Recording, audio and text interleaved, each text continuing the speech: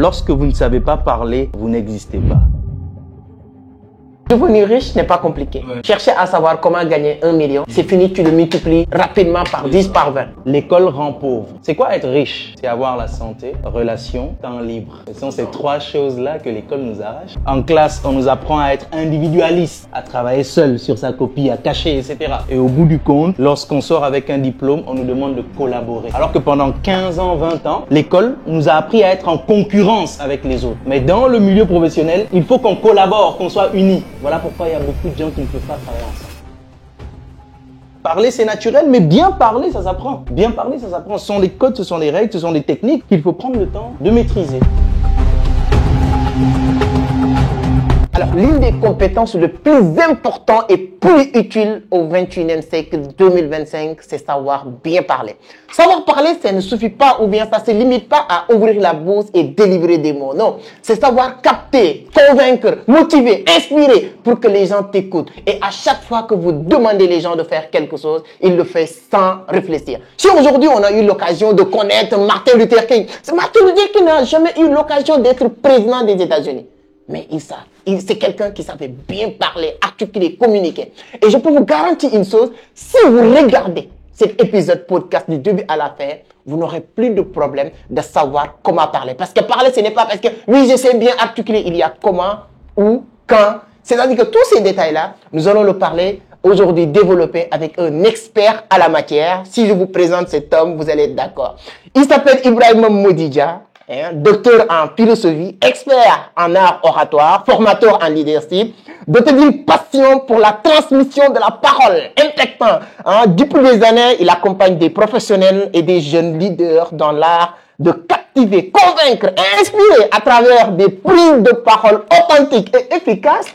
Donc, je pourrais continuer à vous réciter cette première partie ou bien la 4e couverture du livre. Vous allez comprendre qu'aujourd'hui, notre invité, ça fait très longtemps, j'ai voulu vraiment envie qu'il passe sur Entreprendre autrement pour vous aider à mieux comprendre comment bien communiquer.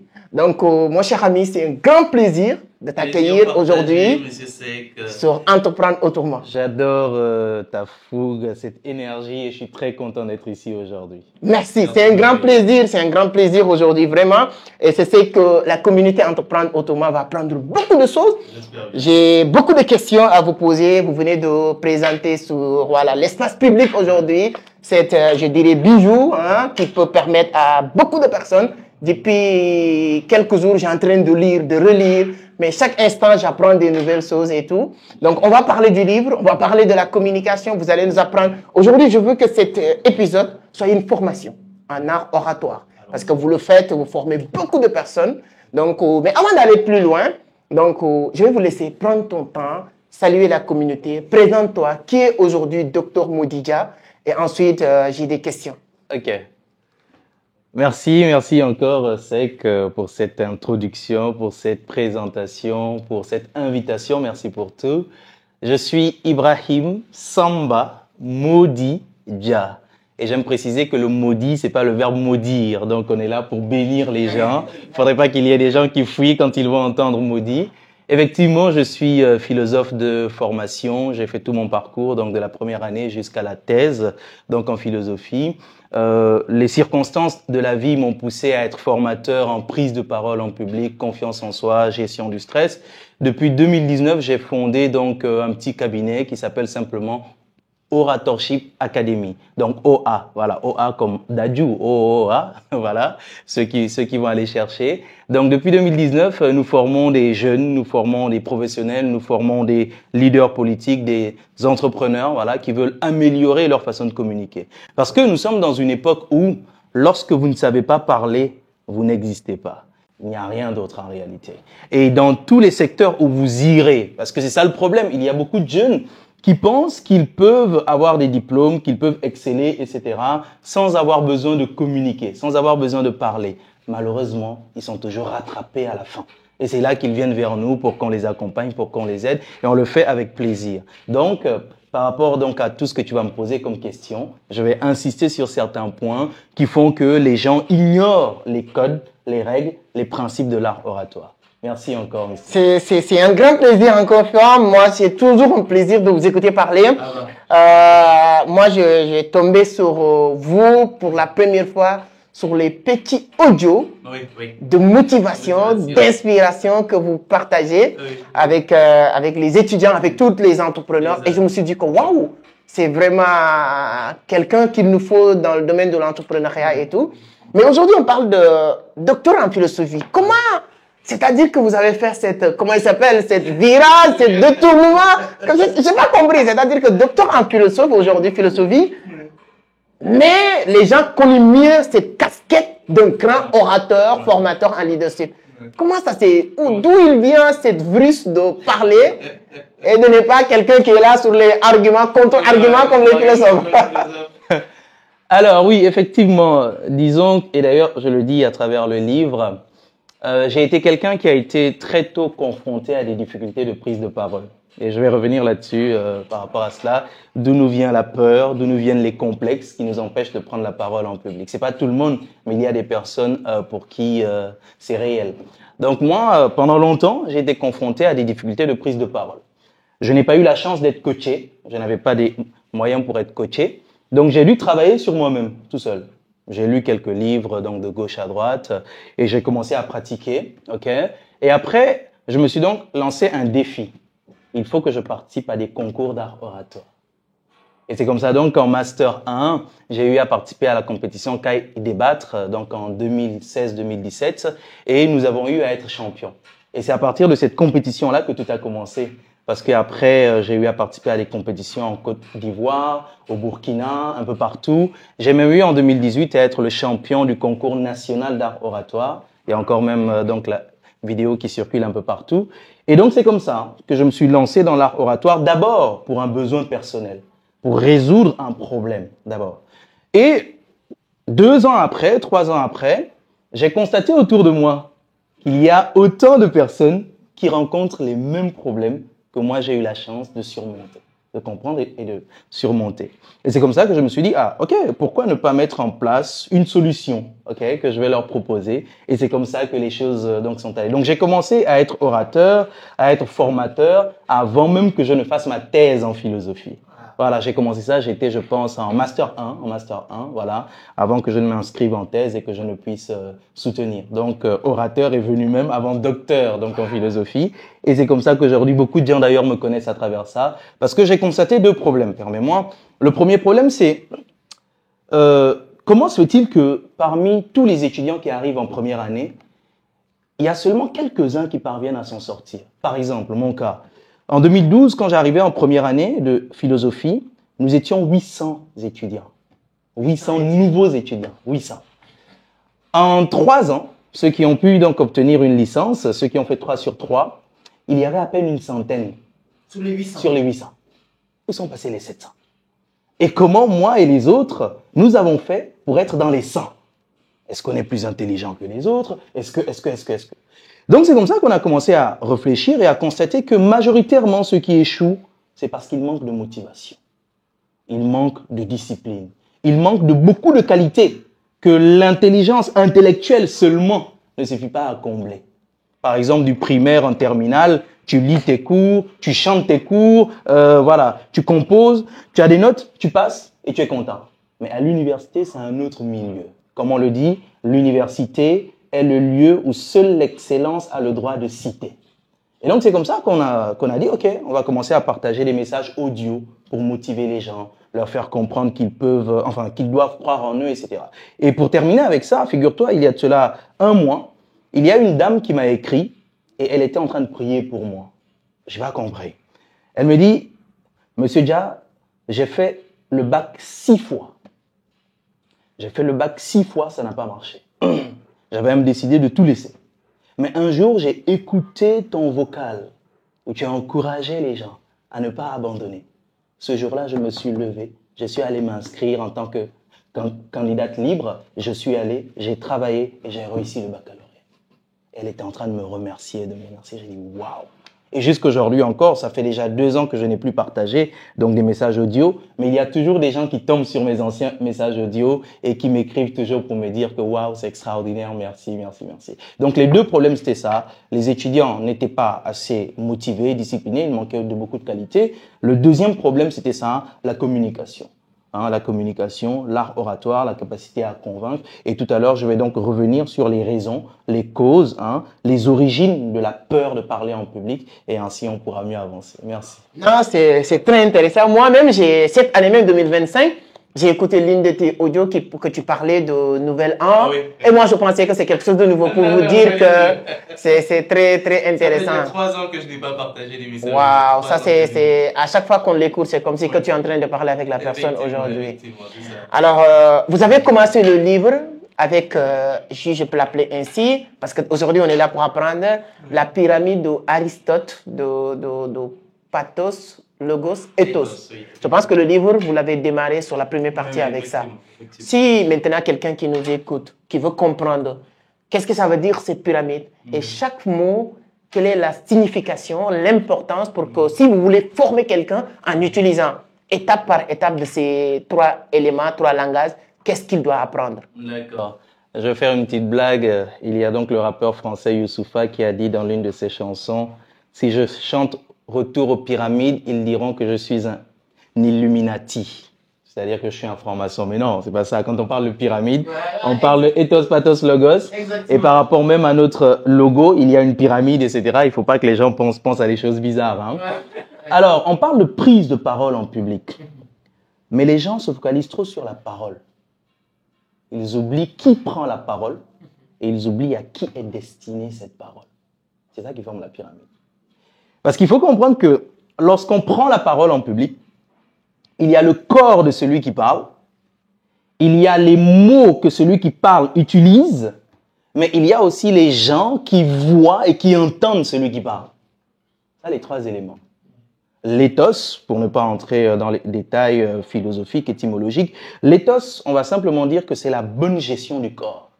Parce que, bien avant d'être compris ou entendu, on est d'abord vu. Lorsque vous prenez la parole face à un public, avant d'être compris ou entendu, vous êtes d'abord vu. Si ce que les gens voient de vous n'est pas en conformité avec le message que vous leur partagez, ils ne vont jamais adhérer à votre message. Je te donne un exemple qui est partagé d'ailleurs dans le livre. Si quelqu'un va à Touba ou à Tiwawan face à des religieux musulmans ou même chrétiens ailleurs, et qu'il y va avec un t-shirt arc-en-ciel, qui est le symbole gay, entre guillemets, tu penses que ce public-là va même lui accorder une certaine importance? Non. Ou bien si je dois aller, par exemple, faire une formation, même avec cette tenue, face à des partisans de PASTEF, le beige marron un peu, même si c'est pas ça, c'est associé. Voilà. Même si que je suis bien habillé, etc., il y aura certains qui vont dire, mais attends, tu n'as que cette tenue-là? Pourquoi tu as porté cette tenue-là? Les couleurs comptent. Il y a 11 éléments, il y a 11 outils du corps qu'il faut apprendre à gérer. Le gros problème, c'est que les gens pensent qu'ils sont libres de parler comme ils veulent. Non. Parler, c'est naturel. Bien parler, ça s'apprend. Ce n'est pas parce qu'on a nos 2 jambes que ça veut dire qu'on peut tous être des champions du 100 mètres. On peut pas être. Voilà. Pourquoi? Parce qu'il faut s'entraîner. Il faut maîtriser les règles. Il faut même savoir comment positionner son corps pour que le vent ne soit pas un obstacle contre nous. C'est la même chose. Quand je vais prendre la parole face à un public, comment faire pour que mon corps ne contredise pas le message que je veux partager? Rien que par exemple, la voix. Si je vais face à un public, disons que je suis un homme politique, je vais face à un public, vraiment, je suis très content d'être ici aujourd'hui. Je viens ici pour changer les choses. Votez pour moi. On va transformer le pays. Merci. Rien que la voix. À faire en sorte que les gens vont se dire, mais attends, je suis désolé, je ne peux pas adhérer à ton projet. Mais si quelqu'un d'autre vient, vraiment, il est temps que les choses changent ici. Il est temps qu'il y ait une proposition politique importante. Parce qu'on ne peut plus supporter de voir nos mères souffrir, nos pères souffrir. Voilà pourquoi je voudrais que l'on puisse travailler ensemble. Faites-moi confiance et on changera ce pays. Et tu sens tout de suite l'énergie. Jamais! C'est plus la même chose. C'est plus la même chose. Rien que la voix. Donc, je ne voulais pas te couper, mais là, vous voulez, c'est-à-dire que je comprends bien, il y a des personnes qui peuvent être des bons politiciens, qui ont des bons projets, mais malheureusement, leur manière de parler peut changer beaucoup de choses. Voilà, beaucoup de personnes ne peuvent pas adhérer. Malheureusement, malheureusement. Et c'est comme ça partout. Même quand quelqu'un va se présenter, tu peux me dire que tu as confiance en toi et tout, mais si même dans ta manière de te présenter, il n'y a pas un sourire ou un signe de fierté en prononçant ton nom et ton prénom, en parlant de ton parcours, tu n'as rien à dire, tu manques de confiance en toi. C'est-à-dire, et pour justement, comment dirais-je, insister là-dessus, il y a ce que l'on dit lorsqu'on ouvre la bouche pour parler face à un public, mais il y a aussi tout ce qu'on ne dit pas, mais qui parle pour nous. Ce qu'on dit, ce qu'on ne dit pas et qui parle pour nous. Le langage non verbal, c'est à travers le corps. À travers le corps. Par exemple, si je devais participer à ce podcast en étant comme ça. Oui, tu sais, c'est que donc voilà, la prise de parole, c'est voilà. Rien que la manière dont mon corps est, tu vas te dire mais qu'est-ce qui se passe? Ceux qui vont nous suivre vont dire mais qu'est-ce qui se passe? Tu vois? Je n'ai pas dit que je suis ennuyé, que je suis fatigué. Non, je parle avec toi, mais la manière dont mon corps est va faire en sorte que l'on interprète cela. Voilà, très bien. Et tu peux prendre n'importe quel discours sans même le volume. Rien qu'à partir du corps de la personne qui parle, tu pourras te faire des idées. Voilà pourquoi l'éthos est important. Le comportement de celui qui parle au moment où il parle. Et ça va de la façon dont il est habillé, les couleurs, les gestes, la voix, le visage, le sourire, la posture. Il y a 11 outils là-dessus. Et voilà pourquoi d'ailleurs, il y a certains théoriciens qui disent que lorsqu'on prend la parole, le corps, donc le non-verbal, pèse pour 55%. C'est-à-dire que si on communique de façon orale, sur 100%, il y a 55% qui sont liés au corps. Donc si tu gères déjà mal ton corps, tu as raté ta prise de parole à 55%. Tu as raté déjà.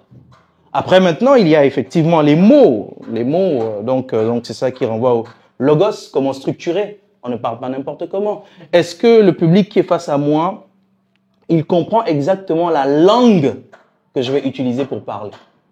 Est-ce qu'il a, ce public-là, le niveau intellectuel pour comprendre? Parce qu'il y a des gens qui vont face à des publics et qui sont fiers de parler, par exemple, français. Il parle français, il s'exprime, il est content, il roule les airs. Si on interroge des gens dans le public, les gens vont dire, Mashallah, la personne a bien parlé. Mais si on leur demande, qu'est-ce qu'il a dit? Non, franchement, j'ai rien compris, mais il a bien parlé, il parle très bien, Mashallah. Vous avez raté votre discours. Le but, lorsqu'on est orateur et qu'on s'exprime face à un public, c'est pas d'être applaudi. C'est que le message soit compris et retransmis. Deux choses. Compris. Si tu connais, je coupe pas. Capézé, c'est un Burkinabé. Tu dis que quand tu parles, c'est pas toi qui parles qui est important, mais c'est lui qui comprend. Et il dit que voilà, c'est très très important. Quand tu parles, ce n'est pas pour se faire passer comme quelqu'un d'intelligent, mais pour faire passer l'auditoire comme quelqu'un d'intelligent. C'est exactement ça. Et là, justement, pour aller dans le même sens que lui, je dis, lorsque quelqu'un prend la parole face à un public sans tenir compte des spécificités du public, il aurait mieux fait de parler seul dans sa chambre face à un mur. Parce que lorsqu'on prend la parole face à un public, on doit tenir compte de la sensibilité du public. C'est comme un parent. Ou bien, mettons, vous êtes face à une classe où il n'y a que des enfants de 4 à 5 ans. Si vous venez vous imposer à eux, taisez-vous, silence, restez tranquille, sans tenir compte de leur spécificité. Il y aura certains qui auront peur, il y aura certains qui vont profiter à fuir, il y aura certains qui vont même te provoquer encore plus. C'est la même chose face au public.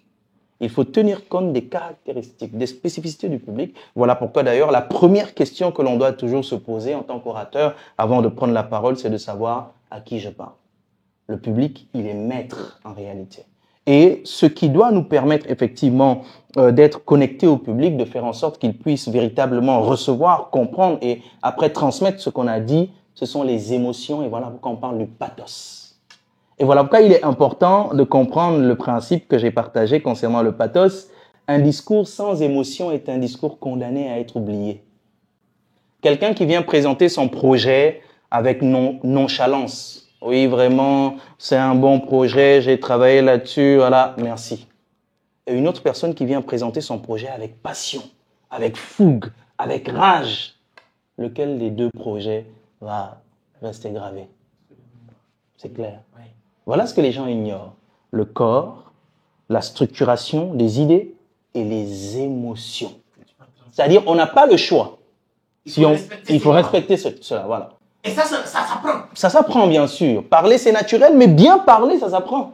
Bien parler, ça s'apprend. Ce sont des codes, ce sont des règles, ce sont des techniques qu'il faut prendre le temps de maîtriser, de comprendre, d'appliquer. Et chacun va effectivement constater à quel point il est plus efficace de parler en suivant ces règles-là que de parler sans pour autant suivre ces règles-là.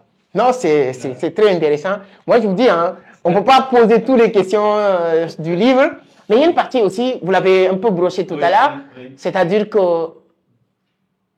les verbes que tu dégages quand tu parles, selon, voilà, j'ai lu, représentent 7%. Oui, 7%, effectivement, les mots. C'est-à-dire que les mots, tout ce que tu vas dire, c'est 7%. 7%. Il y a maintenant le visuel à 5%, le corps. Et 38%, tout ce qui est pathos, tout ce qui est sentiment, tout ce qui est émotion. C'est exactement ça. Alors, donc, je pense que c'est très important que les gens comprennent.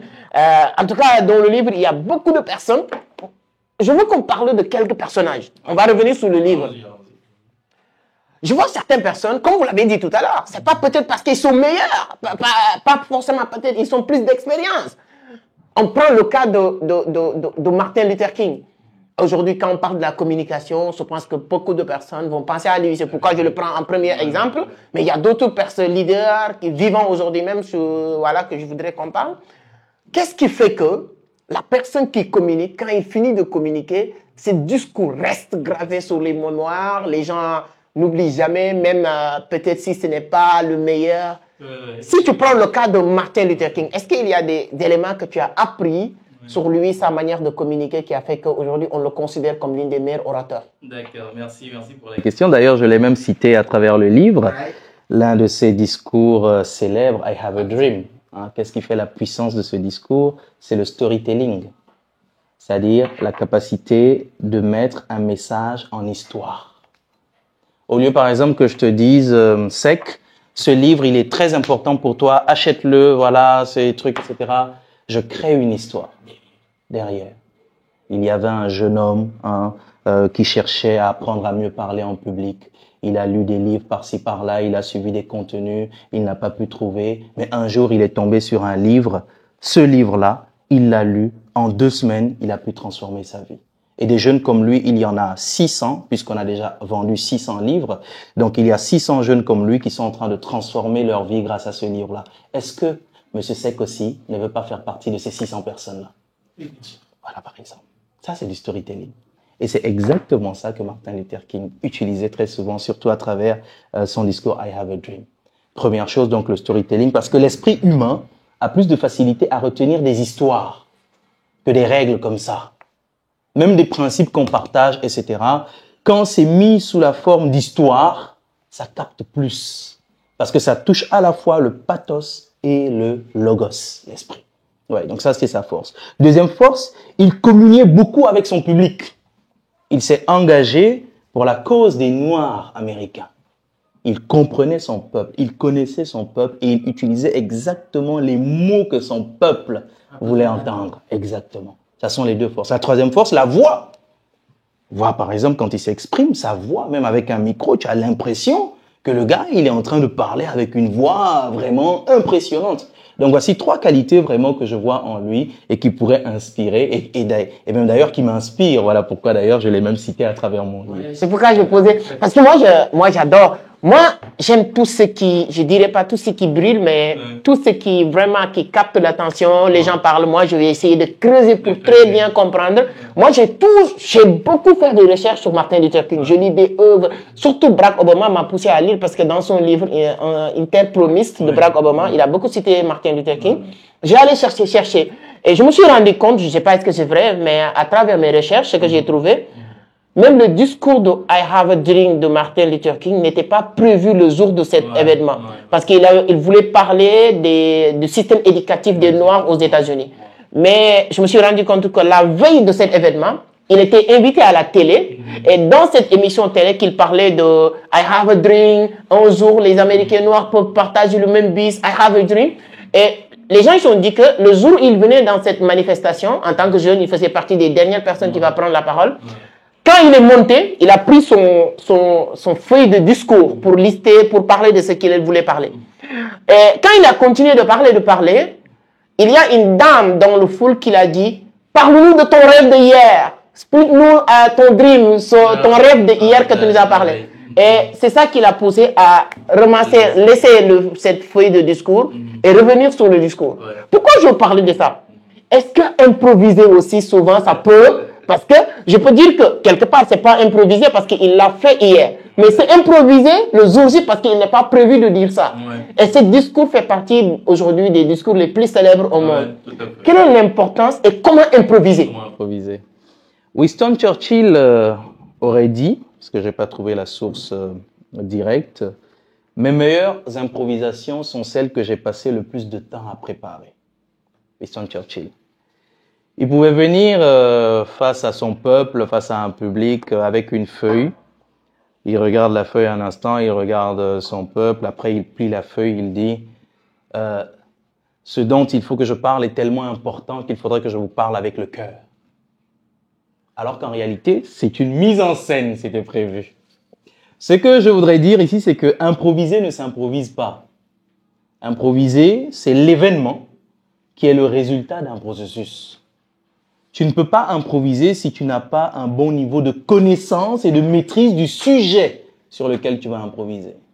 Tu ne peux pas improviser si tu n'as pas un bon niveau de culture générale. Tu ne peux pas improviser si tu n'as pas un bon niveau de langue par rapport au sujet que tu vas exprimer.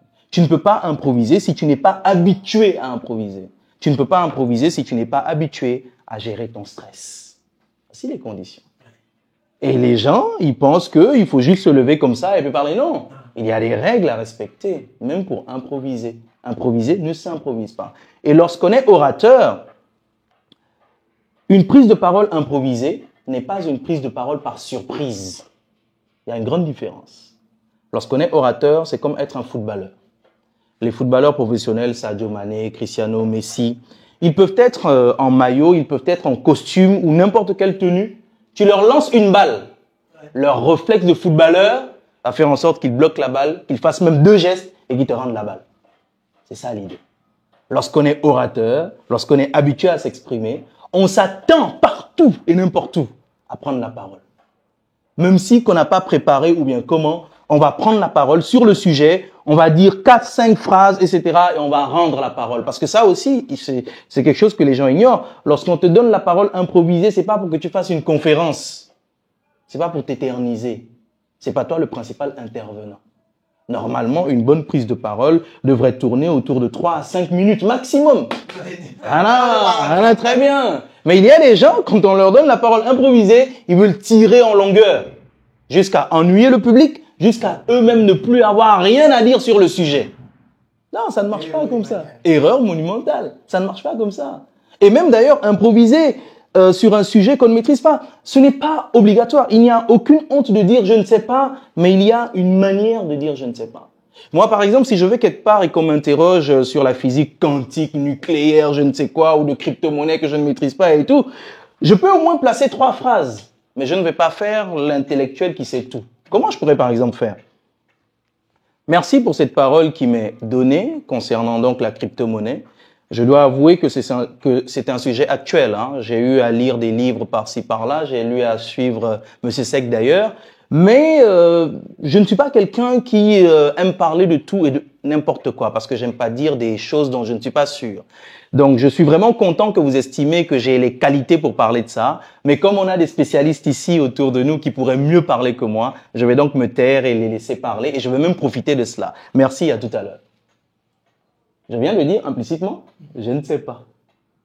Il y a quelqu'un qui m'a dit, quand tu ne maîtrises pas le sujet, mais il faut fermer la bouche. Voilà. au lieu de se faire passer pour un imbécile. Voilà, c'est exactement ça. Parce que sinon, tu fais passer par quelqu'un. Prochaine fois même, on pourrait avoir une idée sur quelque chose d'autre que tu maîtrises. On dit, ah, lui, là, on l'a. On va même pas te donner la parole. C'est ça le problème, en fait. Il faudrait savoir qu'on n'est pas obligé de s'exprimer sur tous les sujets. Il faut maîtriser. Être humble et puis dire, voilà, je ne sais pas, mais avec la manière. Voilà, l'improvise, ne s'improvise pas. Moi, j'aime bien faire des recherches.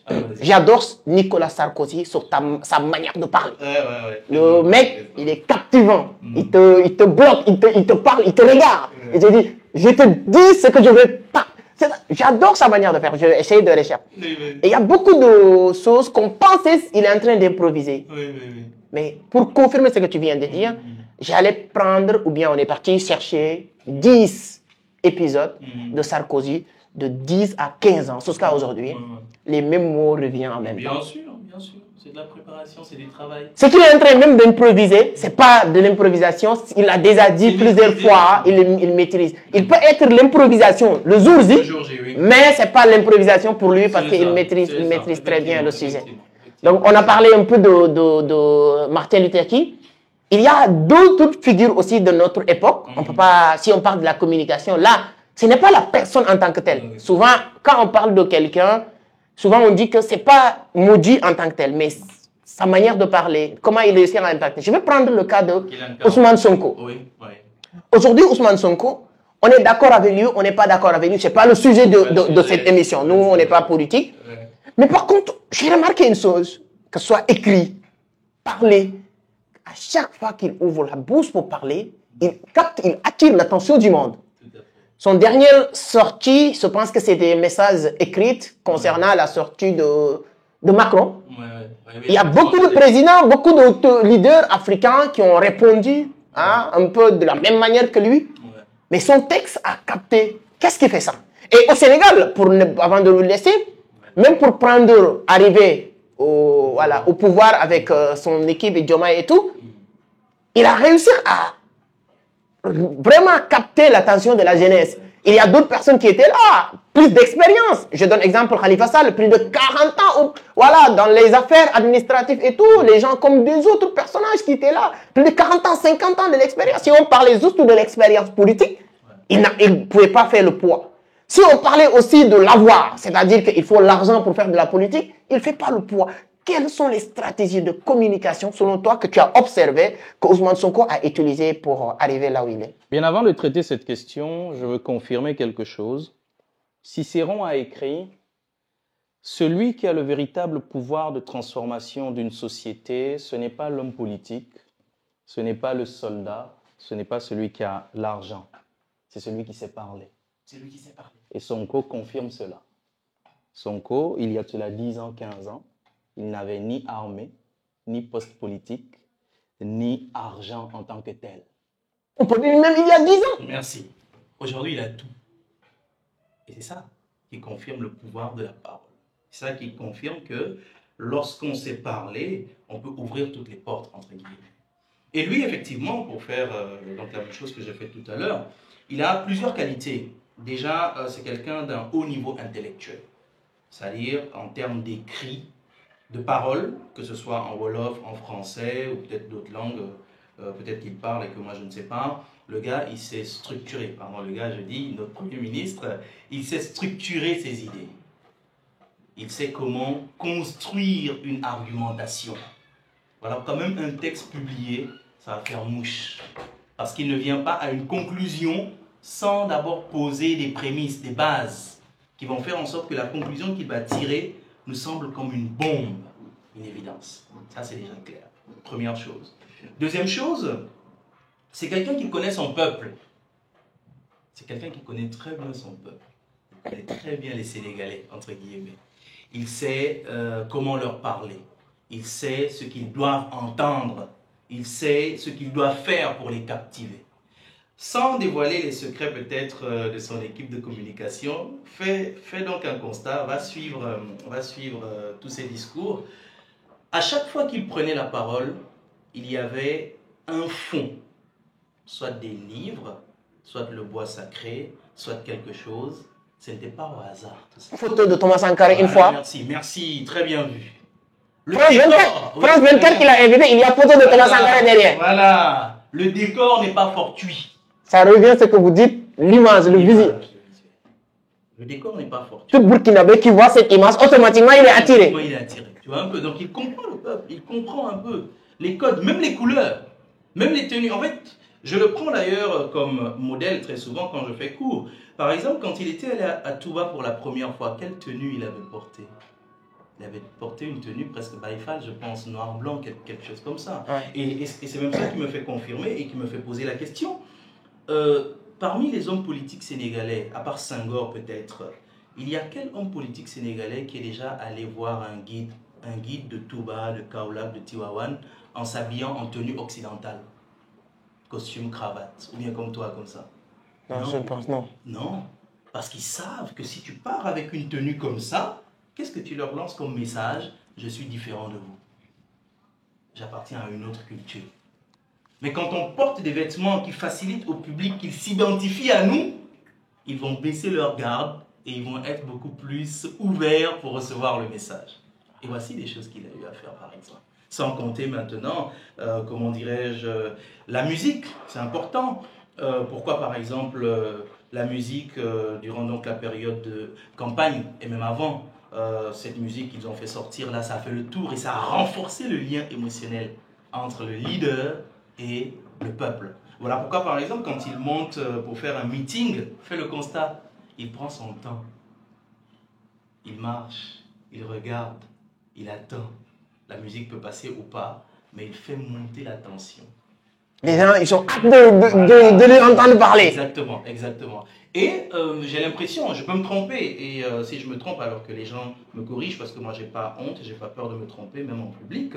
Lors de la présentation de son livre Solutions, il a été l'un des premiers hommes politiques, je crois, si je me trompe, qu'on me corrige, à porter un micro serre-tête. Pourquoi? Parce qu'il devait présenter le livre. Donc, s'il tenait un micro en main, il ne pourrait plus faire des gestes. Tout ça, c'est calculé. Tout ça, c'est calculé. C'est-à-dire que tu ne peux pas avoir un micro en disant que voilà, tu vas. Non, tout ça, c'est calculé. Comment faire pour que tu sois à l'aise et que les gens puissent vraiment voir en toi, en ton corps, le message que tu veux faire passer? Bref, Sonko est un as de la communication, simplement. C'est un as. Et ce que tu viens de dire, pour le confirmer, les gens détestent. Oui. Là, il y a quelqu'un qui... Je ne vais pas citer le pays, Oui. mais les gens détestent les gens qui sont différents avec eux. Oui. Si on pense que tu es différent avec nous, c'est-à-dire que tu es contre nous. Tu es contre nous. Et parce que, comme disaient souvent les Américains, tu es avec nous ou tu es contre nous. J'étais parti dans un pays, je ne vais pas citer le nom, et j'étais invité pour aller voir certaines personnes un peu... voilà, qui sont des activistes, mais dans leur zone, tout est autorisé, pratique. Bon, bref, avant de partir, on m'a dit, est-ce que tu bois? J'ai dit non. Le mec, il m'a dit que là où on voit, on ne dit jamais non. Si on te donne, même si tu ne lises pas, tu prends, tu mets ta table, tu discutes. Okay. De temps en temps, tu prends le verre comme si que tu as envie, tu le poses parce que la discussion t'amène. Jusqu'à la fin, tu pars. Okay. Ça ne fait pas attention quand tu n'as pas bu. Quand on te donne que tu dis non, je ne prends pas. Quand on te donne que tu dis non, moi je ne prends pas ça, les gens, tu dis que ok, toi tu viens chez nous et tu veux nous faire comprendre que tu es mieux que nous. Mais quand on te donne, tu prends, tu mets dans... Personne ne t'obligera à boire. Mais tu mets comme ça, tu dis ok, d'accord, Dia, je suis très content d'être là. De temps en temps, tu prends le verre. Il me dit que si tu regardes, il m'a donné beaucoup d'exemples, publics même, des gens qui fonctionnent comme ça. Tu invites un grand politicien, tu le donnes à manger, il ne mange jamais. Mais il peut faire comme ça, fourchette, il va faire comme ça, piquer, et remettre encore. Donc, pour dire que Sonko a compris ça, donc c'est très intéressant. C'est pourquoi la première question, comme j'ai eu à le dire, c'est à qui je parle. Parce que c'est en fonction des publics face auxquels tu seras que tu vas même créer le personnage qui va parler. Parce que quand on prend la parole, ce qui compte, ce n'est pas notre personnalité, mais c'est la personnalité du personnage qu'on doit incarner. Monsieur Seck, en ce moment, il incarne un personnage.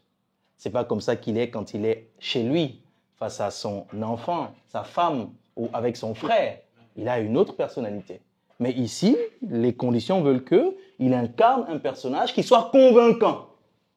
Et donc, lorsque les gens restent enfermés dans leur personnalité, ils ratent déjà cela. Et d'ailleurs même, je l'ai dit à travers le livre, à chaque fois qu'on donne donc la parole à quelqu'un, après son nom et son prénom, on annonce un titre. On va passer la parole à M. Seck, CIO de Vision d'Afrique. Les gens ont même oublié ton nom, mais ils ont retenu CIO de Vision d'Afrique. Dans leur tête, ils sont créés une image. Comment devrait parler un CIO? Donc, si toi, tu viens parler en mode timide, on dit, ouais, lui là, c'est quel genre de CIO ça? Mais si tu viens parler effectivement avec l'énergie, avec la pertinence, avec la confiance, on dit, ah oui, lui, il correspond à l'image qu'on a du CIO. Donc, à chaque fois qu'on prend la parole, c'est un personnage qu'on va incarner, qu'on doit incarner. On n'a pas le choix.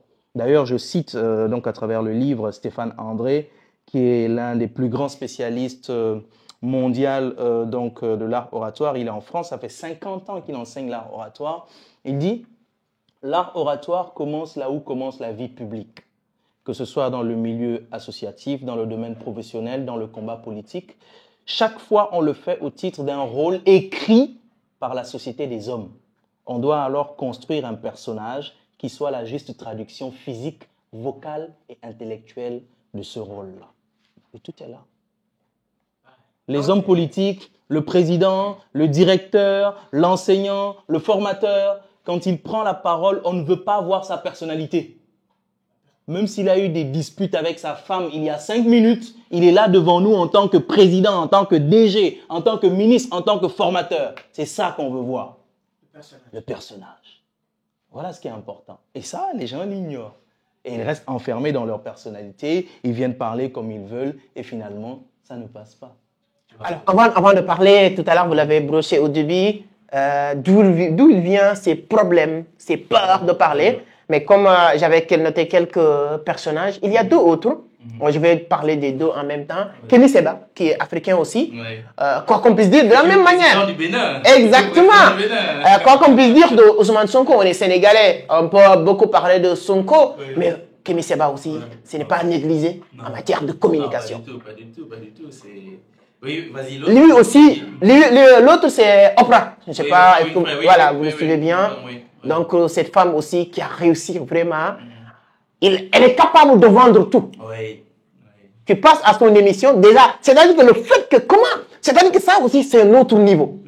Tu arrives à un certain niveau, comme, même passer sur l'émission d'Oprah, fait passer dans la tête des gens que tu es déjà un ange, avant même de parler. Donc, c'est-à-dire qu'il a travaillé son personnel branding, sa communication, de telle sorte que, c'est-à-dire que si vous côtoyez cette personne, c'est parce que tu es bon. C'est parce que tu es bon, c'est ça. Donc, ces deux éléments-là, comment on fait le travail aussi en communication? Alors oui, Kémy Séba, qui est quelqu'un que j'admire, que j'ai eu la chance de côtoyer au moins 1 ou 2 fois, dans le cadre des débats d'ailleurs. C'était en 2016-2017, puisqu'il était encore ici, donc au Sénégal. On a eu la chance d'aller donc le questionner sur certains sujets et c'était vraiment magnifique. C'est quelqu'un dont j'ai suivi donc le parcours et tout ça. J'ai eu à assister à beaucoup de ses conférences ici même donc au Sénégal et tout. Et lui par exemple, sa force de conviction, sa force pour convaincre, c'est le pathos. Quand il s'exprime, rares sont les fois où il parle calmement. Avec rage. Pourquoi? Parce qu'il est dans un combat à mort. En fait, c'est pas doux. Non, je ne vais pas. C'est-à-dire que, c'est-à-dire que votre combat aussi doit déterminer ta manière de parler. C'est un combat, oui, lui c'est un combat. Tu ne peux pas venir dire il faut que la France dégage, on est fatigué des bases militaires françaises, ça suffit. Qui va te suivre? Il faut que tu parles comme quelqu'un qui en a marre pour que toutes les personnes qui en ont marre aient marre comme toi. Ou que d'autres personnes qui sont encore un peu froides, ils se disent mais attends, il faut que moi aussi je puisse en avoir marre. C'est clair. Toutes les personnes convaincues sont déjà là, mais les gens qui doutent aussi, il faut être convaincu pour suivre la masse. Exactement, c'est cela. Donc lui, il parvient à bien faire ça à travers sa voix, à travers ses gestes. Il est toujours comme s'il voulait frapper, entre guillemets, tu vois. Donc ça, par exemple, et surtout, encore une fois, là aussi, la profondeur de ses textes, de ses mots. C'est quelqu'un avec une belle plume. Intellectuellement, il est très profond. Voilà, il est très profond. Moi, j'ai assisté à ses discours, j'ai lu, voilà, l'un de ses livres, mais il est magnifique à ce niveau. Il est très puissant en termes de mots. Voilà, il maîtrise la langue française, entre guillemets, et il sait comment attaquer, il sait comment argumenter. Et à ce niveau, il est quasiment voilà, extraordinairement imbattable dans ce sens-là. Voilà pourquoi presque tout le monde a peur de lui et personne n'ose aller donc en clash contre lui. Et voilà, je pense qu'il a toutes ses chances. Hein, si le système n'est pas vicié, il a toutes ses chances pour être président donc dans son pays et puis donner un autre souffle. Donc ça, c'est intéressant. Oprah Winfrey, effectivement, voilà quelqu'un qui a effectivement travaillé sur son branding, qui a donc donné de la crédibilité à son parcours, à ses actions, jusqu'à être aujourd'hui à elle seule une marque. Elle a une marque. Dès l'instant que quelqu'un s'associe à cette marque-là, c'est fini. Les gens se disent que cette personne, c'est une personne de valeur, c'est une personne de confiance, etc. Parce qu'elle-même, d'ailleurs, par rapport à son parcours personnel, c'est quelqu'un qui est parti de loin. C'est quelqu'un qui a connu des difficultés. C'est quelqu'un qui est même parti de zéro, entre guillemets, mais qui a pu se construire. Donc, à ce niveau, les gens se disent, waouh, c'est une personne qui a réussi. C'est une personne qui a des valeurs, c'est une personne qui a des principes. Donc, toutes les personnes qui vont être autour d'elle, forcément, ils vont être comme elle. Donc, on peut lui faire confiance. Donc, elle a eu à travailler sur son ethos, elle a eu à comprendre les codes, elle a eu à appliquer ça. Et voilà pourquoi aujourd'hui, elle est extraordinairement, on va dire, suivie, pertinente. Je crois qu'il y a eu de cela quelques années, elle était la femme la plus puissante au monde. Voilà, parce que justement, à travers ses prises de parole, et c'est justement ça. Je cite encore Cicéron parce que en tant que philosophe, en tant que chercheur, je me suis beaucoup inspiré de lui. Aristote et Cicéron et Schopenhauer un peu sont vraiment les auteurs qui ont tout codifié en termes d'art oratoire. Je veux dire, tu prends un livre moderne sur l'art oratoire, si au préalable tu avais lu Aristote, tu avais lu Cicéron, tu avais lu Schopenhauer, tu vas retrouver les mêmes choses. Ouais. Moi, ce que j'ai essayé, c'est de donner une approche moderne à ça. Essayer de véritablement partir de ce que nous avons eu à vivre avec toutes les personnes qu'on a eu à former, etc. Cicéron dit, la parole, elle est sacrée. Parce que c'est à partir, si vraiment nous sommes croyants, c'est à partir de la parole que tout a été créé. Dieu a utilisé la parole pour tout créer. Et c'est à nous, êtres humains, qu'il a donné ce pouvoir-là. Imagine un peu. Kun fayakun, soit et c'est. À partir des mots, il fait apparaître des choses. À partir du verbe, il fait apparaître des choses. À la dernière des créatures, il donne ce pouvoir-là. Autrement dit, c'est un pouvoir créateur qu'on ne devrait pas utiliser n'importe comment. Et cela va être confirmé. Comment? Parce que à chaque fois qu'on ouvre la bouche, on crée quelque chose dans les esprits des gens qui vont pouvoir agir sur le réel et transformer les choses. Voilà pourquoi des hommes politiques, des leaders, etc., à partir de leurs simples paroles, ils peuvent faire bouger tout un pays. Je te partage une petite histoire sur Malcolm X, parce qu'on a parlé de Martin Luther King, mais Malcolm X, il est tout le temps puissant. Malcolm X, qu'est-ce qu'il a fait? Qui est-il? Un petit voyou de quartier qui était en prison quand il a pris conscience qu'il fallait qu'il donne un sens à sa vie. Il s'est converti, il est devenu musulman, il s'est engagé pour combattre pour les droits civiques des Noirs. Qu'est-ce qui s'est passé? Puisqu'il y avait les policiers qui torturaient tout le temps donc les Noirs, etc., un jour, les Noirs étaient en rogne, je ne sais plus dans quelle ville, ils étaient en rogne, etc. Les policiers viennent avec des chiens, avec des matraques. Le groupe de Noirs ne bouge pas. C'est, je pense, 1 millier. Ils viennent avec les armes et tout, personne ne bouge. Malcolm X arrive, il prononce 2 mots, la foule se disperse. Un policier écrit « Un Noir qui a un tel pouvoir est dangereux ».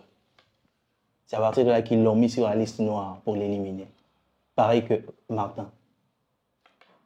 Parce que la parole, c'est pareil pour Thomas Sankara. Ouais. La parole. À partir de la parole, il transforme les choses.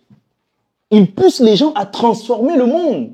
Mais c'est ça le véritable pouvoir créateur. Mais c'est ce pouvoir-là, malheureusement, pour terminer avec ça, c'est ce pouvoir-là, malheureusement, que nous perdons très tôt par rapport à notre environnement. Il y a un coach que j'aime bien, Chanel Cassa, que je salue au passage, qui a dit quelque chose que je partage. Il dit, la seule chose que nos parents ne nous donnent pas, c'est la parole. Je confirme en disant, la seule chose que nos parents ne nous apprennent pas à prendre, c'est la parole. À travers nos cultures, les interdits. Un enfant ne doit pas parler en présence des adultes. Une femme ne doit pas parler fort. On ne doit pas fixer les gens dans les yeux quand on parle, etc. Tant d'interdits, de choses autour donc de la parole qui font que les gens créent des complexes. Parce que déjà, le cocon familial est le premier cadre sociétal où on s'exerce à la parole. Et fait d'ailleurs même un constat. Lorsqu'un enfant est heureux, est joyeux, est bien dans sa peau, dans sa vie, il parle beaucoup. Il vient déranger. « tonton, papa, machin, etc. » Et le jour où un enfant de ton quartier ou de chez toi va commencer à ne plus parler, dis-toi qu'il a des problèmes déjà. Et beaucoup de gens, justement, perdent la parole à cause de certaines difficultés qu'ils traversent. Parce que prendre la parole face à un public, c'est faire acte de courage et de fierté. Mais si tu as vécu dans un environnement où tu n'as jamais été valorisé, où tout ce que tu fais, c'est non, non, non, non, non, non, non, c'est pas bon, voilà, etc. Comment tu vas avoir le courage et la fierté de faire quelque chose? Pire que ça, tu sors de ton cadre familial, tu vas dans ce qu'on appelle école. Du CI jusqu'en terminale, à chaque fois que tu prends la parole en classe, c'est avec le stress qu'un enseignant te corrige et te dise que c'est pas bon, c'est nul. Voilà. C'est avec le stress que la petite fille qui te plaît rit de toi quand tu vas commettre une faute. C'est avec le stress que quelqu'un qui ne t'aime pas rit de toi parce que tu vas commettre une faute. Imagine donc pendant 15 ans, les gens associent la négativité à la prise de parole. Et une fois qu'ils deviennent professionnels ou étudiants, c'est le même cycle qui continue. C'est-à-dire, ils n'ont presque jamais vécu une situation de prise de parole où ils ressentent du plaisir, de la joie, de la confiance, de la fierté. À chaque fois qu'ils prennent la parole, négativement. C'est normal que les gens soient complexés. Et c'est d'ailleurs ce pourquoi le tome 2, parce que ça c'est le tome 1, le tome 2 du livre va porter sur les fondements psychologiques. Qu'est-ce qui fait en sorte qu'on ait peur de parler en public et comment travailler sur ça pour pouvoir transformer cela? Parce que les techniques, c'est bien. Mais les techniques seulement, c'est comme offrir un vélo à quelqu'un qui est paralysé. Tu viens là, tu lui offres un vélo. Tu lui dis, tiens le vélo, pédale. Mais lui, il est paralysé. Il fait comment? Il faut que tu l'aides d'abord à rééduquer son corps, à reprendre le contrôle de son corps avant qu'il ne puisse pédaler. C'est la même chose. Et c'est ce pourquoi nous, on travaille sur les deux niveaux. On travaille à la fois sur les techniques, mais aussi sur les fondements psychologiques qui font en sorte que les gens puissent véritablement se libérer et mieux parler en public. C'est comme je disais tout à l'heure, l'objectif de cette de cette podcast, c'est que ça soit une formation. Et je pense que les gens sont en train d'apprendre beaucoup. Et je pense qu'avec toutes les personnes qui sont en train de suivre cette formation, ils vont apprendre beaucoup de choses aujourd'hui. Tout à l'heure, vous avez bien parlé de, voilà, moi j'aime bien Échappanor, j'ai lu son livre, L'art d'avoir raison. Oui. Et ce que j'aime bien, où j'ai appris sur lui, il dit que voilà, accepter d'avoir tort fait partie de l'art d'avoir raison. Exactement. Et il y a des gens, ils vont jamais accepter d'avoir tort. C'est-à-dire qu'il y a des gens pour débattre, ils vous écoutent pas pour comprendre qu'ils ont raison ou pas, mais ils vous écoutent pour vous convaincre encore, pour discuter qu'ils ont toujours raison. Et j'adore le livre et je pense que c'est très intéressant. Alors on peut passer toute la journée à parler du livre, hein, de l'expérience. Aujourd'hui, comme vous l'avez dit, voilà, si les gens, moi je dis souvent qu'ils me disent que j'ai peur de parler, je dis qu'il n'y a que deux choses. Vous avez peur de ce que les gens vont penser de vous, ou vous ne maîtrisez pas ce que vous voulez dire. Moi, je fais une expérience.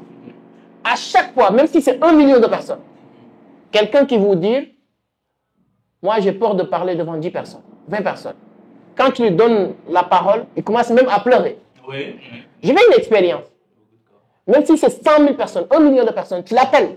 Tu lui dis, parle-nous de ton nom, comment tu t'appelles? Il te parle de son nom, sans problème. Tout à fait.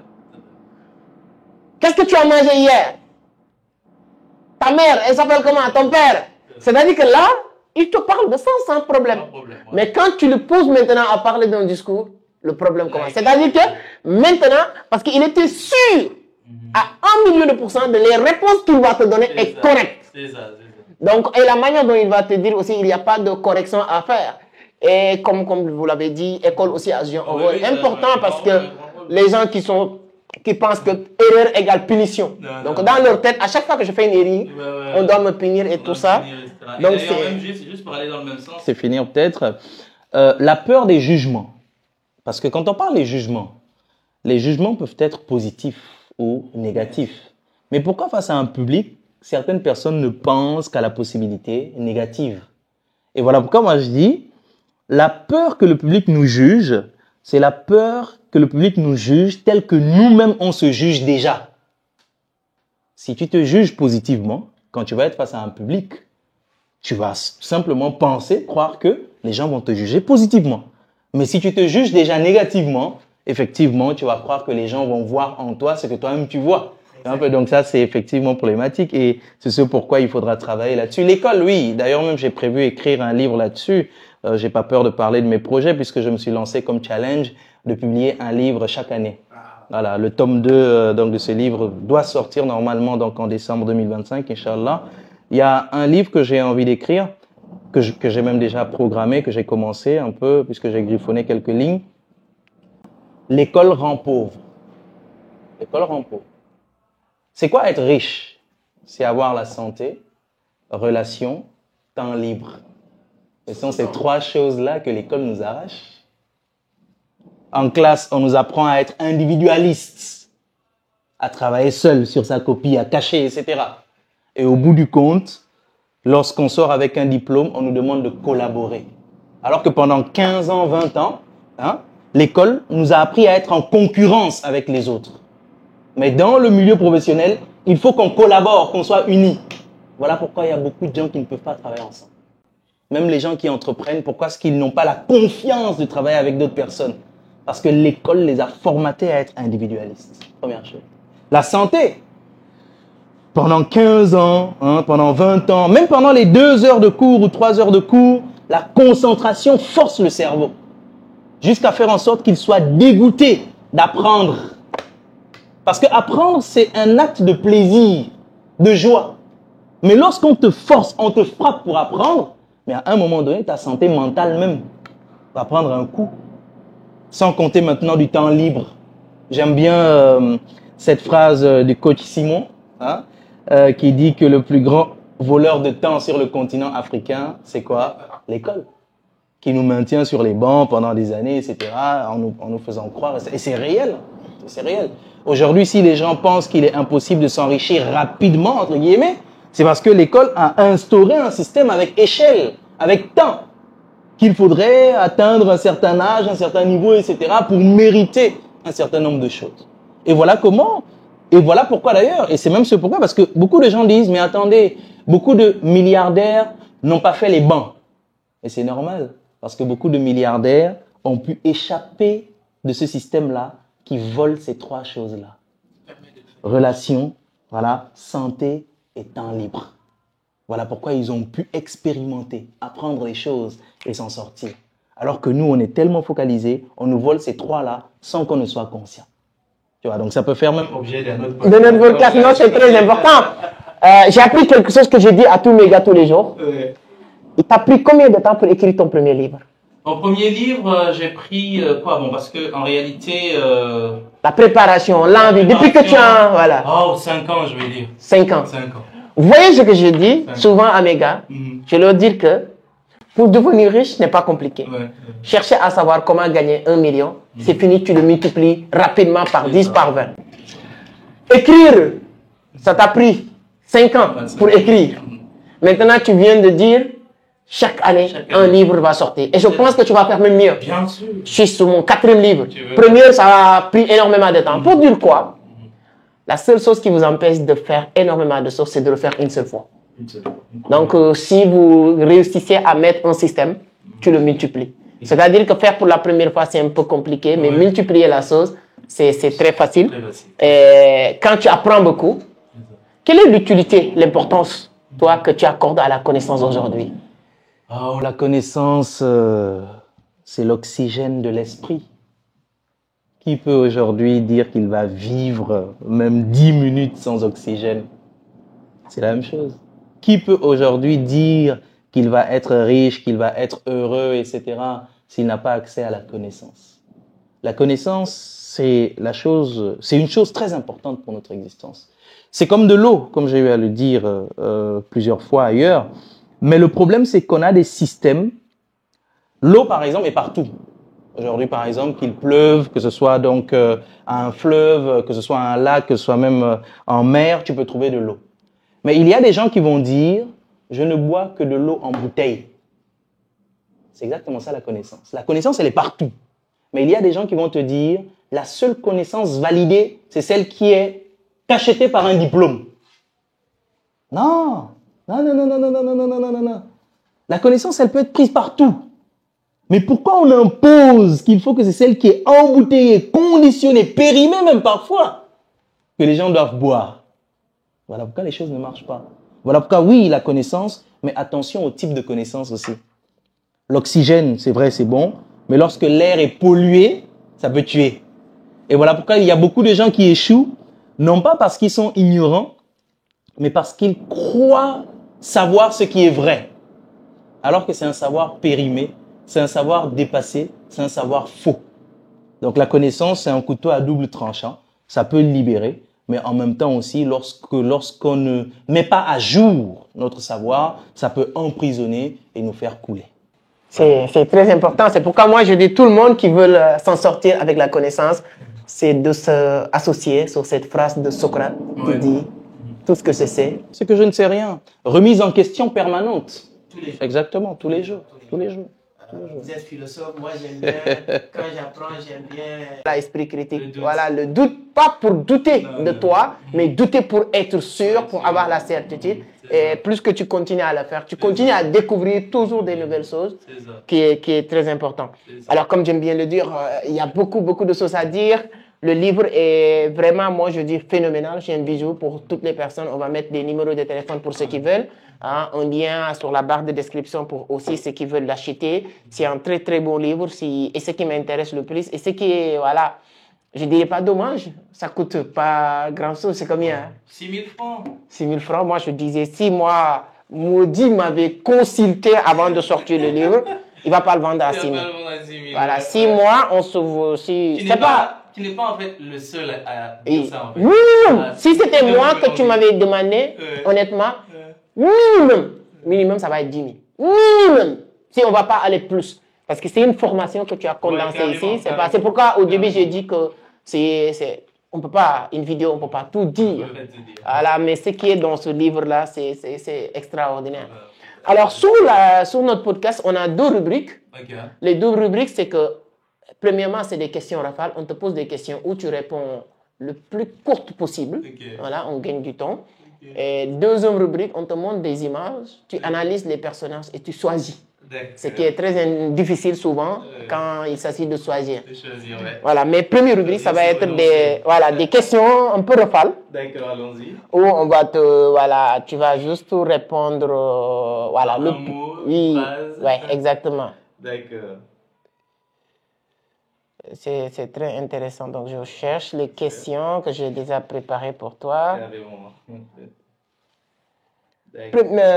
Première chose, en 2024, si tu devais... Parce que nous, sur YouTube, Entreprendre Autrement, toute personne qui nous connaisse, on parle beaucoup d'argent. Oui. Toi, quand tu es venu, donc je me suis dit, non, Dia, il va faire une formation, je ne vais pas lui parler de beaucoup d'argent. Mais sinon, nous, on commence par l'argent, on termine par l'argent.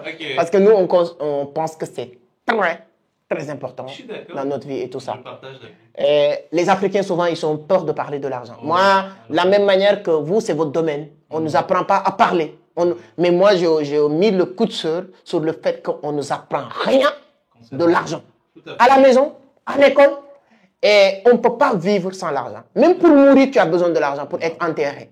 Même aujourd'hui, dans les cimetières, avant même, paiement de l'argent en tant que vraiment quelqu'un qui n'est plus dans ce monde, c'est limité à l'hôpital. Mais aujourd'hui, même dans les cimetières, tu dois payer pour être enterré. Donc, je ne peux pas dire que tout tourne autour de l'argent. Mais même ce qui ne tourne pas autour de l'argent, tourne autour de l'argent. Donc, l'argent est très important. Et les gens, ils ont peur souvent de parler par manque d'éducation financière. Et souvent, il y a ce qu'on appelle les promesses morales. Vous avez fait quelque chose de très important. Le fait que vous dites que chaque année, je sors un livre en public. Ça vous oblige de faire le travail. Moi, tous les livres que je sors, j'annonce la date de publication avant de finir l'écriture. Ça me pousse à respecter mes engagements vis-à-vis des gens que je dis ça, ce qu'on appelle le promesse morale, nous on l'appelle ça. Et quand je veux gagner de l'argent, je fais ces promesses morales. Cette année 2025, je veux gagner $1 million. Je les sonne partout. Donc, ça me permet à, chaque 2 mois, je regarde à quel niveau sur cet objectif.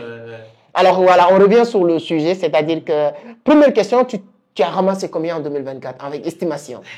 T'inquiète pas, les gens ne vont pas vous appeler pour demander de l'argent. Alors, En 2024, voilà, si oui, une oui, estimation. oui. Estimation 14 millions. 14 millions. 14 millions. Avec cette Parce que j'ai eu à connaissance, faire un bilan. oui, avec moi, je te dis chapeau. Souvent, hein, moi, tous ceux qui tournent autour de l'argent, j'essaie d'avoir quelque chose à dire. Ouais. Moi, je peux te dire, en 2025, uniquement ton livre doit faire plus de 14 millions. Normalement. C'est pas parce que tu es là, Mhm. mais cette savoir, cette expertise, cette connaissance, Tout à fait. on a eu peut-être la malchance d'être dans une société qui ne valorise pas. Bien vu. On t'appelle partout, gratuitement. Bien vu, bien vu. Souvent, les gens me disent que c'est que tu aimes vendre. Mais what? Je partage pratiquement une vidéo par jour. Oui, c'est vrai. Je ne parle pas de danse, je ne parle pas de la politique, je parle que des choses qui peuvent permettre, selon mon expérience, à quelqu'un d'avancer. Tout à fait. Chaque jour, Tout à fait. ce travail. J'achète tous les matériels pour donner chaque jour une vidéo gratuite. Chaque jour. Tu me dis que je ne fais rien gratuit. Quand on vend quelque chose une fois sur le mois ou deux fois sur l'année ou 3 fois, tu penses que c'est beaucoup vendre. Oui. Mais comment on peut faire pour vivre? Parce que les gens ne connaissent pas l'importance de cette connaissance. Aujourd'hui, même sur YouTube, les gens commencent à faire des espaces privés membres pour payer encore. Tout à fait. J'ai jamais décidé de le Je faire. vois ça. Donc, je pense qu'on t'invite partout, sur les conférences et tout. J'ai un mentor, Oussama Amar, il dit que pour lui déplacer, venir dans une conférence, tu dois lui payer 20 000 $. Wow. Bref, au moment, on lui paye 500 000 $. Wow. Il fait que c'est la même chose que tu fais. Ouais. C'est-à-dire que bien parler. Ouais. Et je sais que tu le fais très, très bien. Et je pense que les gens qui vont regarder vont commencer à donner de l'importance. Je pense qu'aujourd'hui, tu es arrivé à un niveau, même les gens qui veulent s'engager en politique, qui ont des milliards à payer des coms, des services de communication, doivent te payer des millions et de mettre dans cette équipe parce que vous pouvez leur apporter énormément de valeur. Effectivement. Et c'est pas de la publicité, hein. Il est là, je juste te dire sincèrement ce que je pense. C'est vers ça qu'on est en train justement d'aller. D'accord. Deuxième question, c'est que quelle est la première chose que tu fais à chaque fois que tu te réveilles? Chaque fois que je me Je me réveille, je rends grâce à Dieu. Alhamdulillah, une nouvelle journée qui va commencer. D'ailleurs, moi je commence mes journées à 2 heures du matin. Je dors entre 21h, 22h, maximum 23h, je suis au lit.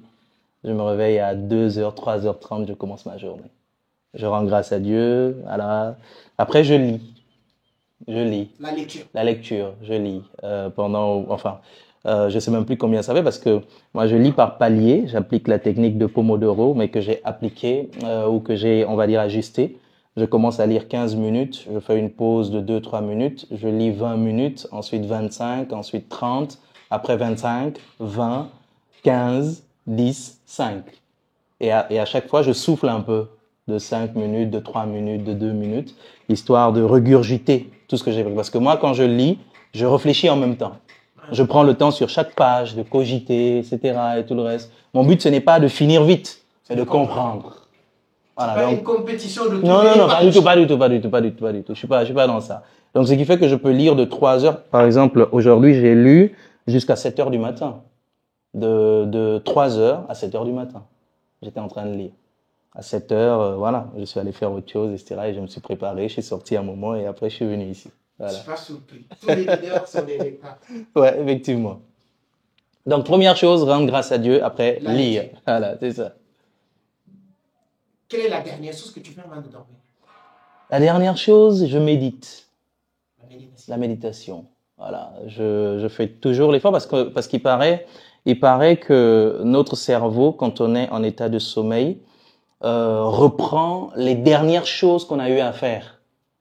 Donc, je fais tout pour faire des choses positives. Voilà, je ne vais jamais m'endormir sur une colère, sur une pensée négative, etc. Non.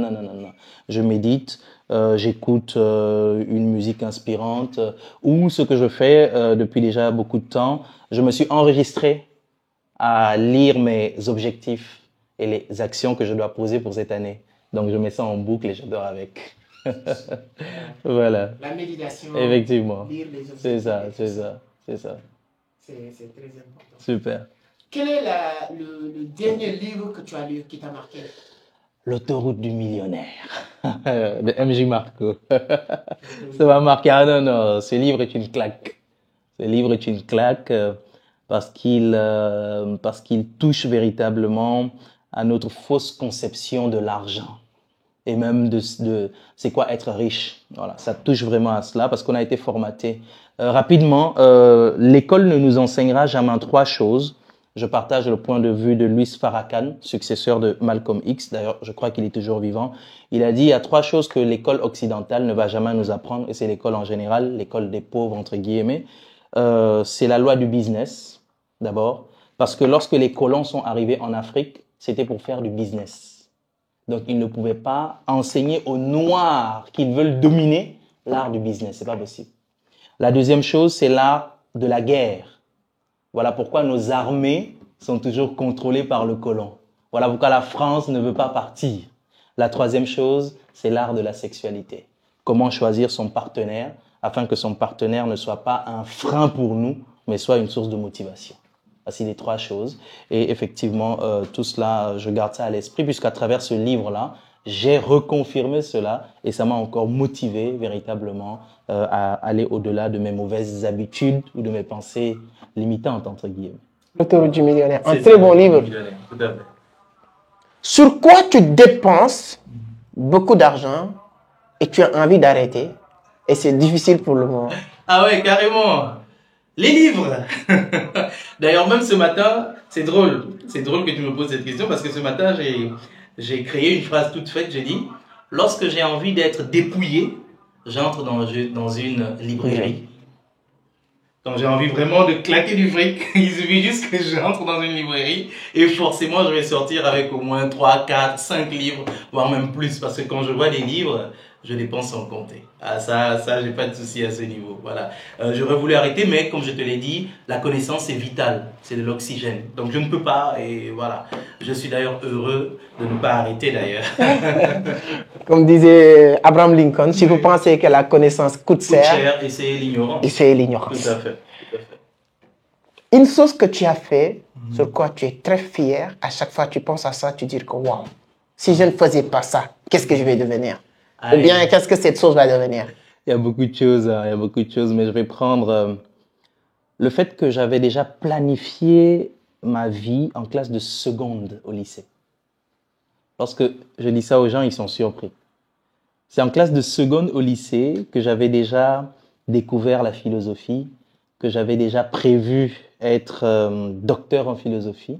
C'est en classe de première au lycée que j'ai confirmé mon sujet de 5e année en philosophie. C'est-à-dire le fait de planifier très tôt ma vie. Au lieu d'être comme beaucoup de jeunes, entre guillemets, qui se perdent, hein, qui savent pas quoi faire, etc. Moi, quand j'ai été confronté à des difficultés, parce que j'ai prévu écrire aussi un livre, hein, j'ai pas peur de partager mes projets, j'ai prévu écrire un livre voilà, sur ma vie qui sera intitulé « Moi tout nu ». Moi tout nu, qui consiste vraiment à dévoiler hein, tout ce que j'ai eu à vivre, par où je suis passé, etc.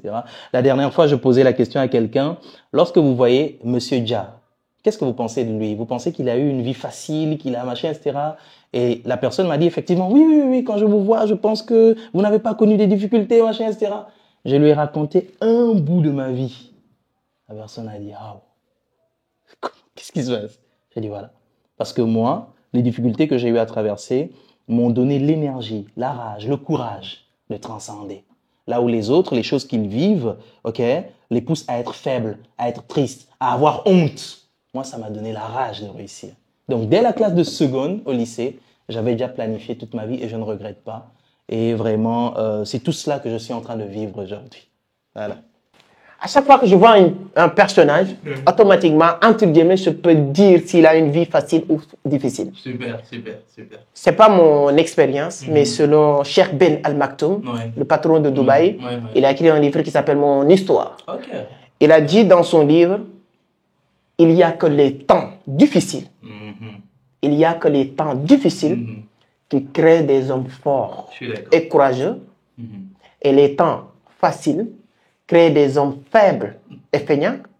Et les hommes faibles créent des temps difficiles. Exactement. Donc si je vois quelqu'un courageux, quelqu'un qui se bat, intelligent, Il y a des exceptions. Quand je dis que 80% ils sont viennent d'une situation délicate, difficile, quelqu'un peut me dire que non, je connais quelqu'un, mais on ne prend pas les exceptions à la règle pour le faire une règle générale. Tout à fait bien. Mais d'une manière générale, 90% ils sont passés sur ces moments difficiles. Exactement, c'est ça. Donc c'est très intéressant.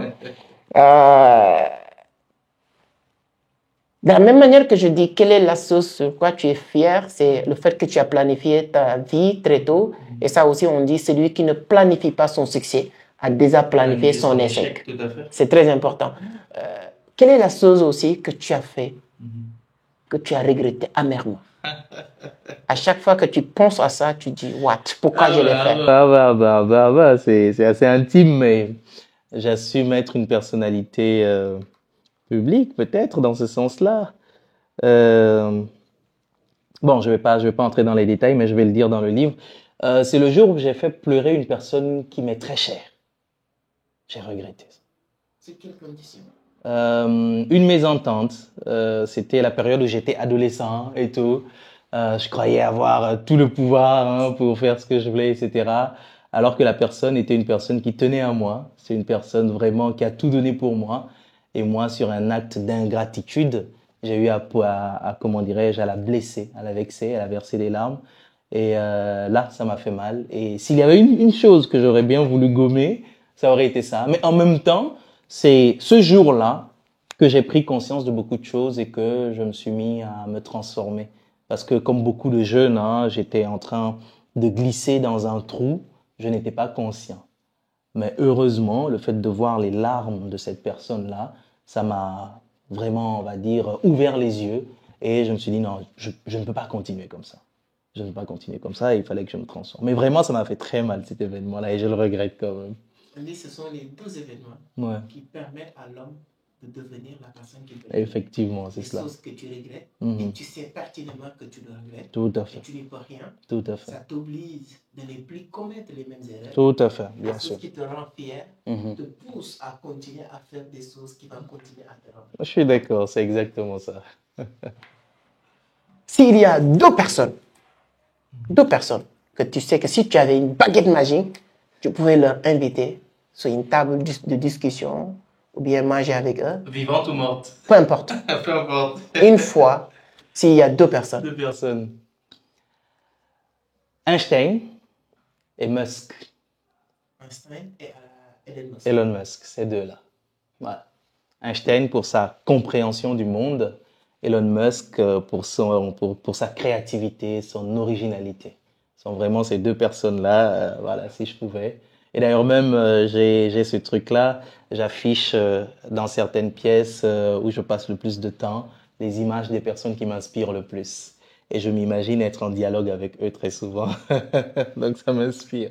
Donc Einstein et Musk, si je pouvais vraiment m'asseoir comme je suis assis avec toi là, avec eux, ce serait magnifique. Ce serait magnifique, véritablement. L'homme est 100% énergétique et ce que tu dégages, c'est ce que tu attires invisiblement, visiblement ou invisiblement, consciemment ou inconsciemment. Comme vous l'avez dit, tu t'imagines à dialoguer avec ces personnes. Et comme Elon Musk est toujours vivant, espérons qu'un jour ça va se réaliser. Moi, j'adore Elon Musk, comme on dit, vous l'avez dit tout à l'heure. Nous sommes créés sous l'image de Dieu. L'une des plus grandes espoirs qu'on peut faire pour prouver cette image, c'est la créativité. Et Elon Musk est très créatif, c'est très, très intéressant. Si aujourd'hui, tu avais que $100, sur quoi tu vas l'investir? Sur quoi tu vas le mettre? Uniquement $100. La crypto-monnaie.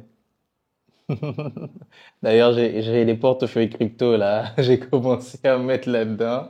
J'ai commencé à suivre des vidéos. C'est vrai que j'ai pas eu la chance de participer donc à ta formation, mais à partir des contenus que tu partages et tout, j'ai pu, on va dire, sécuriser certaines choses quand même. Et maintenant être là à observer. Je suis un holder pour le moment. C'est très bien. C'est la partie le plus importante. Un holder pour le moment. Ça, c'était la partie question rafale. C'était très intéressant et les réponses, ça permet les gens d'apprendre beaucoup de choses, beaucoup plus approfondies sur toi en personne. Mais je pense que les gens sont en train d'apprendre. Moi, je le dis, je pense, si vous aimez ce dialogue, n'hésitez pas à nous donner votre point de vue sur les commentaires. de liker parce que vraiment c'était une formation. Comme je l'ai dit, vous avez l'habitude de regarder nos podcasts. Voilà, ça va être, je sais que c'est différent d'aujourd'hui parce que j'étais venu avec l'esprit de venir apprendre et vous faire apprendre. Alors, dernière partie, c'est de vous donner quelques images vite fait. Et à chaque fois que je te donne une image, vous citez les noms et vous analysez, vous dites que vous êtes plus pour tel ou l'autre. Okay. Voilà, l'équipe technique vous mettre les images ici. D'accord. Première image. Robert Kiyosaki, auteur de Père riche, Père pauvre. Anthony Robbins, auteur de Pouvoir illimité et bien d'autres ouvrages dans ce sens-là. Robbins. Sans trop réfléchir, Robbins. Parce que, comment dirais-je, je pense qu'il est beaucoup plus complet. Kiyosaki, c'est vrai, il insiste sur l'intelligence financière, mais Robbins, lui, il insiste sur le pouvoir mental qui va même attirer, voilà, l'argent et autres. Voilà. Donc Robbins, je choisis sans hésiter. Deux Africains. Ok. Philippe Simon, coach Simon, Ouedraogo. Tous les deux sont des Simons. Alors, les deux font de belles choses, s'investir, comment dirais-je, au pays. Non, oui, c'est ça. Voilà, exactement, investir au pays. Et coach Simon quand même. Coach Simon, oui, Ouedraogo. Il y a d'ailleurs même un de ses livres, là, son dernier livre, là, Le pouvoir de l'auto. Voilà, exactement. Un livre magnifique qui confirme beaucoup de théories de certains philosophes. Voilà, en réalité, comme je te l'ai dit, le savoir, il est partout. Mais le problème, c'est que notre société a validé les savoirs qui sortent d'un cadre, on va dire, d'un système, voilà, avec donc un diplôme. Et quand ce savoir-là n'est pas issu de cela, on te néglige, etc. Mais c'est à toi maintenant de montrer ce que tu peux faire avec ça. La connaissance ne se mange pas, mais elle doit permettre d'attirer ce qui va nous donner à manger. Elle doit permettre d'attirer l'argent. Voilà, donc c'est exactement cela. Donc coach Simon, véritablement, il fait de belles choses. C'est quelqu'un que je suis et voilà, à 80%, je pense que c'est vers lui que je vais pencher. D'accord, nous autres. Ok, Bill Gates, Warren Buffett. Warren Buffett, pourquoi? Parce qu'il est le pur produit d'un philosophe. Il est le pur produit, comment il s'appelle? Karl Popper, voilà. Warren Buffett a eu à être influencé par les idées de Karl Popper. Lorsque Warren Buffett a appliqué la psychologie humaine aux finances, c'est parce que c'est Karl Popper qui l'a inspiré. Donc, comme on le dit, les philosophes ne changent pas le monde, mais ils changent les esprits de ceux qui changent le monde. Et je pense que Buffett est, voilà, une confirmation de ça. Le trader qui a gagné $1 milliard en une journée, le trader qui a fait pleurer tout un pays. Donc, je suis vraiment admiratif. Même si que Bill Gates, voilà, il a aussi des qualités, mais disons à 70%, Buffett. C'est très intéressant. Voilà. Est-ce que vous connaissez ça Oui, Tamikawa, j'ai lu son livre. C'est quoi déjà le titre là? Le livre de Tamikawa. Il y a l'art du trading, la psychologie des grands traders, gagner en bourse. Non, il y a l'autre livre. Agir, Agir, exactement, Agir. J'ai lu son livre. Oussama Hamar, avec beaucoup de polémiques autour de lui, je sais pas trop. Mais en même temps, c'est un vendeur. Voilà, c'est un marketeur. Tammy, je le connais pas vraiment, j'ai pas trop suivi ses contenus. Oussama Hamar, pour sa capacité à convaincre, à faire du storytelling. Qu'on l'aime ou qu'on l'aime pas, on parle de lui et on attire. Voilà, exactement. Je le prends. Oussama. Tu es plus ordinateur ou téléphone? Téléphone. Tu es plus téléphone. Oui, je gagne beaucoup d'argent à travers le téléphone. Et puis c'est beaucoup plus pratique. Voilà, plus vite là, on peut tout faire. Ce sont des ordinateurs. Ah ouais. Thomas Sankara, Ousmane Sonko. Ah ouais, carrément. Est-ce que je peux trancher? Là, c'est en train de monter un peu de 50, un peu de voilà. J'ai la chance de vivre cette époque historique. Dans 20 ans, dans 30 ans, les gens parleront de cette époque. Et sûrement, je serai fier de dire que j'ai vécu à la même époque que Ousmane Sonko. Donc oui, je choisis Ousmane Sonko. Voilà. Parce qu'on a la chance de vivre l'histoire. Hier, j'étais avec Moussé Dieng, je lui ai dit que Sankara est super. Mais on a eu la chance de participer, Ouais, de ouais. voir De voir, tout à Ousmane fait. Sonko Tout à faire. fait, On n'a tout pas à eu fait. cette chance avec Avec Sankara, Sankara. bien vrai qu'on nous a raconté C'est ça, les ça. belles choses, ses C'est ça. ambitions, ses motivations. Exactement. Dernière image. Ok. Piment marketing. Ah ouais, Yomi. Yomi Alex Chichen. Oui, oui, Alex Hitchens, bon. Son marketing agressif et surtout polémique sur les femmes, j'aime pas trop. Yomi, quand même, je valide. Yomi, bon. je valide. Il est bon. Il vend aussi. Voilà, qu'on l'aime pas. Et c'est pareil pour l'autre, hein, mais les propos assez polémiques sur les femmes, moi, j'accorde une très grande importance aux femmes. Et même en blaguant, j'aime pas qu'on en parle d'une certaine façon.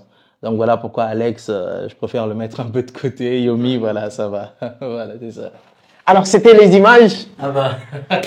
En tout cas, comme je l'ai dit, très content Ah bah, je suis content. vraiment de t'accueillir sur Entreprendre Autrement. Magnifique. Il y a beaucoup de projets à l'avenir. Ah ouais. Je pense qu'on est obligé de travailler ensemble pour Inch'Allah, vraiment faire Inch'Allah. bouger les choses. Vous Ouais. l'avez dit tout à l'heure. Ouais, tout à fait. Et je pense que la communauté aussi a appris beaucoup de choses. J'espère.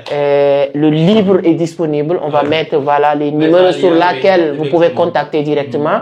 On pourra vraiment vous répondre et vous donner voilà, les possibilités d'avoir le livre C'est ça. et tous les liens qui pourront vous permettre de rejoindre l'académie, la L'académie, formation exactement. de Monsieur Dia. On va mettre sur la barre de description. C'est ça. En tout cas, moi, c'était un Pas de grand quoi. plaisir de t'accueillir ici. Génial. Merci. Merci encore Merci une fois. bien à toi pour l'invitation. Continue à faire ce que tu es en train de faire. Merci Tu es bien. en train d'impacter, d'inspirer, Ouais. d'aider beaucoup de personnes à J'espère grandir. bien, Et j'espère comme elle l'a dit, cette dame, grâce à toi, elle a pris son courage Ouais. et allait refaire son bac. Refaire le bac, ouais. Et dis-toi qu'il y a aussi des milliers de personnes peut-être qui n'ont pas eu l'occasion de vous appeler ou de vous envoyer un message pour vous le dire. Mais c'est le cas aussi. C'est ça. Donc, merci beaucoup. Et c'est un grand plaisir. Vos mots de la fin, s'il y a quelque chose, un message à lancer à l'endroit de la jeunesse qui nous en suit un peu partout à travers le monde. Un message. La jeunesse doit oser. Être jeune ne signifie pas attendre sans rien faire. Être jeune ne signifie pas gaspiller son temps. Être jeune ne signifie pas ne rien planifier pour la suite. Il faut oser être différent. Il faut oser très tôt prendre un chemin qui va vous conduire dans la vie de vos rêves. Voilà ce que je pouvais dire. Merci beaucoup. Donc, sur ce, moi, je vais vous dire merci à toute la communauté. Grâce à vous, la page ou la scène ne fait que de grandir. Grâce à vos abonnés, vos likes, vos partages. Je profite pour vous dire que je prépare un grand masterclass le 6 février 2025 à partir de 19h GMT. Si vous partez sur la barre de description, vous pouvez nous rejoindre parce qu'il y a beaucoup de personnes qui me disent quel est le plan d'action que je dois mettre en place pour que 2025, je tire le maximum de profit sur l'univers du trading de la crypto-monnaie. Je peux vous garantir une chose, j'ai déjà préparé, j'ai fait beaucoup de vidéos pour vous parler comment gagner de l'argent concrètement avec la crypto, mais des vidéos de 10 minutes, 15 minutes ne suffit pas pour donner tout ce que j'ai envie de partager avec toi. Donc, pourquoi j'ai décidé avec toute mon équipe de préparer un live vraiment inédit le 6 février 2024. Je vais vous partager quelques cryptos sur lesquels vous devez investir. J'ai préparé 27 cryptos pro-américains. Pourquoi? Parce qu'avec l'arrivée de Donald Trump, Elon Musk, le départ de Gary Gensler, l'arrivée d'un nouveau directeur de SEC qui va être pro-crypto américain, comme vous le savez très bien, ils sont très nationalistes, ils vont promouvoir les cryptos américains. Tout ça, nous allons vous le servir le 6 février 2025 à partir de 19h GMT. Allez sur la barre de description, réservez votre place. Si vous êtes sur Facebook, sur les commentaires, si vous êtes sur TikTok, allez-y sur mon bio ou quelque part. Vous pouvez réserver votre place. C'est 100% gratuit. Vous n'avez absolument rien à perdre à développer cet esprit critique et curiosité pour aller chercher à comprendre le monde en train de basculer dans l'univers de l'économie numérique, particulièrement la crypto-monnaie. Donc, je vous donne rendez-vous le 6 février 2025 à partir de 19h CMT sur Entreprendre Autrement. Abonnez, partagez, likez et on se donne rendez-vous la semaine prochaine avec un autre invité sur Entreprendre Autrement. Merci.